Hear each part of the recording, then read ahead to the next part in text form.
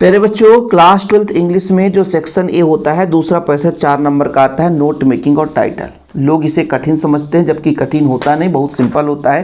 जैसे बच्चों, आप लोगों को सबसे पहले तो टाइटल ढूंढना है और इसके बाद नोट मेकिंग।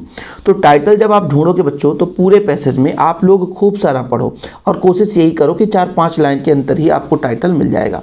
जैसे कोल इज नेचुरल रिसोर्स, एक बढ़िया ये भी शब्द आपको टाइटल नज़र आ रहा है। विच कंट्रीब्यूट्स अप्रॉक्सीमेटली 85%, है ना। मतलब किस, ये ध्यान रखिएगा, ये परसेंट वगैरह किसी का गुण बता रहा है, किसी की विशेषता बता रहा है, वो चीज़ नहीं, किसके बारे में लिखा गया है। जैसे मान लीजिए coal is a natural resource.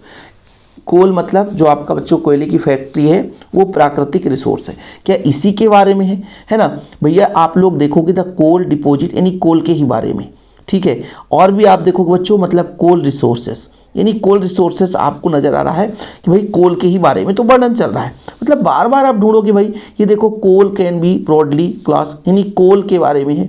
और भी कोल है, हर जगह कोल ही कोल तो नज़र आ रहा है सर। इसका मतलब प्यारे बच्चों, आप लोग यदि लिख दो, है ना, कोल रिसोर्स लिख दो या लिख दो कोल इज नेचुरल रिसोर्स। मैं आपको 1-2 पॉइंट बताता हूँ, ठीक है।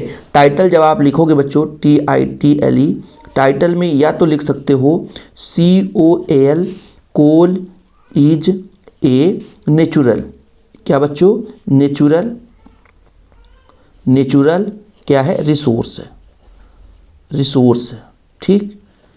नेचुरल रिसोर्स लिख दोगे, ये अपना पहला टाइटल हो गया। दूसरा आप ऐसा भी लिख सकते हो कोल रिसोर्स, ठीक है, ये देखो रिसोर्स, तो भी टीचर आपको नंबर दे देगा। मैं आपको तरीका बताता हूँ, यानी कोल के ही बारे में तो है बच्चों। तो इस तरीके से आप लोगों को 2 बता दिया, लिख दोगे 2 में तो भी चल जाएगा। अब हमारा बच्चों आप लोगों को इसका पॉइंट बताना, जैसे अपना ये तो टाइटल हो गया।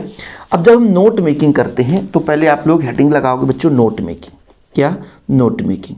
जैसे हम पहले नंबर पे लेते हैं इसी का जो भी पॉइंट लेना है, जैसे अपना कोल रिसोर्स ही हो गया, या बच्चों ऐसा लिख दो कॉन्स्टिट्यूट्स अप्रॉक्सीमेटली 85% कोल, है ना, Faisal fuel reserve in the world, यानी फ्यूल देता है बच्चों।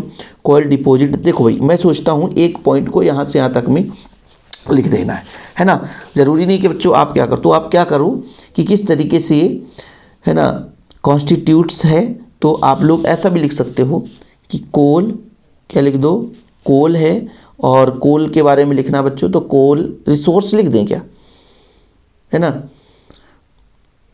पहला आप यदि इसको टाइटल यदि बना दिए तो कोल रिसोर्स मत लिखो, आप लिख दो कोल कॉन्स्टिट्यूट्स, ठीक, ये आप लोग लिख दो।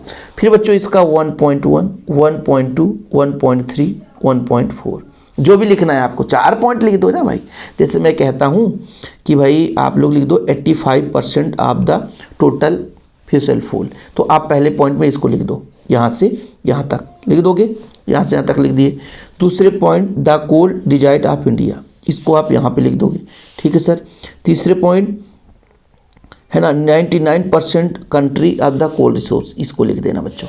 फिर चौथा पॉइंट है ना, आप लोग यहाँ पर लिख देना, यहाँ पर बच्चों इसको लिख देना, ये अपना चौथा पॉइंट हो जाएगा, ठीक। फिर सर दूसरा पॉइंट क्या लिखेंगे, देखो मैं तरीका बता रहा हूँ, 5 मिनट में काम खत्म, और नंबर 4 के 4, 4 के 4। दूसरा आप लिख देना, जैसे आप और भी देखो, गोडवाना कोल फील्ड रिप्रेजेंटेशन आज, ये देखो बच्चों यहाँ से लिख देना, यहाँ पर लिख देना, यहाँ से यहाँ तक, ठीक। ये तक आप लिख लेना चौथे में, दूसरे में, है ना। क्या लिख दो बच्चों, गोंडवाना कोल फील्ड आर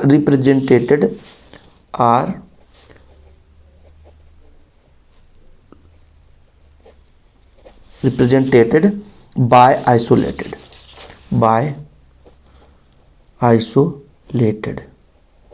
है ना। फिर क्या लिखा बच्चों, बेस सिंस, ठीक, ये चीज़, ठीक, ये आप लोग लिख दोगे, यहाँ तक लिख दोगे।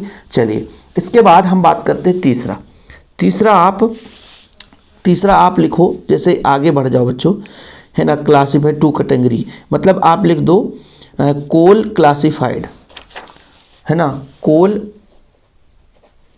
कोल क्लासिफाइड, मतलब कोल का डिवाइड 3.1, 3.2 और 3.3, 3 पॉइंट इसको भी लिख दो। अब जैसे लिख दो 2 कैटेगरी, पहले नंबर में लिख दो यहाँ पे बच्चों 2 कैटेगरी। ओके, कौन कौन सा? Cooking and non cooking, cooking and non cooking, यहाँ तक लिख देना, यहाँ से यहाँ तक 2 category, cooking and non cooking.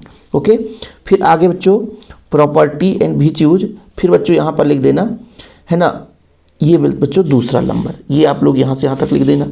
फिर तीसरा लिखना बच्चों, यहाँ से यहाँ तक ये लिख देना तीसरे नंबर में, इसको यहाँ से यहाँ तक लिख देना।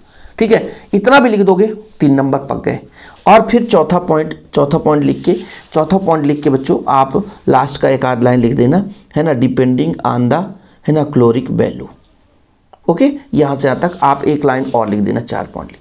अब बताओ, टीचर देख करके भाई मुस्कुरा देगा, टीचर देख करके मुस्कुरा देगा कि क्या यार बच्चा ने क्या लिखा है ना, बच्चे ने क्या लिखा है ना। बहुत इधर उधर नहीं, बढ़िया सिंपल वे में लिखना।